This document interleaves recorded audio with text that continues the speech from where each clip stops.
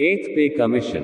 मोदी सरकार ने national pension system में सुधार किए जाने को लेकर वित्त सचिव की अध्यक्षता में 4 सदस्यों की कमेटी के गठन का ऐलान कर दिया है। ऐसे में कयास लगाया जा रहा है कि मोदी सरकार 8वें वेतन आयोग के गठन को भी हरी झंडी दे सकती है। 2023 में ही 8 वेतन आयोग का गठन किया जाना है। 2016 में जब 7वें वेतन आयोग की सिफारिशों को लागू किया गया था, तब वेतन आयोग का गठन 2013 में ही किया गया था। हर 10 वर्ष के बाद नए वेतन आयोग की सिफारिशों को लागू किया जाता है। बीते वर्ष अगस्त 2022 में जब वित्त मंत्री से सवाल पूछा गया था कि क्या मोदी सरकार 8वें वेतन आयोग के गठन को भी हरी झंडी देगी।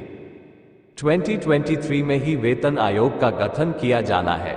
तब इस प्रश्न का जवाब देते हुए वित्त राज्य मंत्री पंकज चौधरी ने कहा था कि सरकार के सामने 8 वेतन आयोग के गठन का कोई प्रस्ताव नहीं है।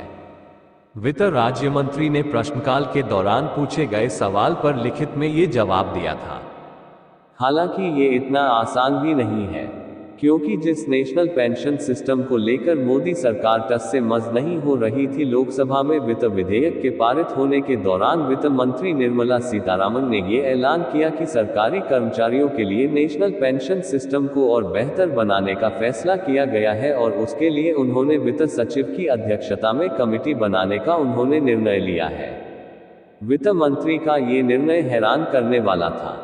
2024 में होने वाला लोकसभा का चुनाव अब केवल 1 साल दूर है और सरकारी कर्मचारियों का वोट सत्ताधारी दल के लिए बेहद मायने रखता है। ऐसे में नेशनल पेंशन सिस्टम में सुधार किए जाने को लेकर कमेटी का गठन भी कर दिया गया है। ऐसे में माना जा रहा है कि मोदी सरकार 8वें वेतन आयोग के गठन को भी हरी झंडी दे सकती है।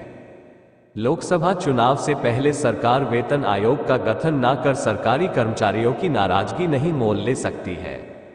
विपक्षी दलें एनपीएस के समान इसे बड़ा चुनावी मुद्दा बना सकते हैं।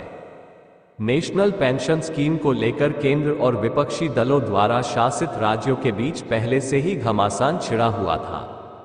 कांग्रेस शासित राज्य जैसे हिमाचल प्रदेश, राजस्थान, छत्तीसगढ़ जैसे राज्यों में पुरानी पेंशन स्कीम को फिर से बहाल कर दिया गया, जिसके बाद एनपीएस की समीक्षा करने का सरकार ने कमेटी का गठन किया है।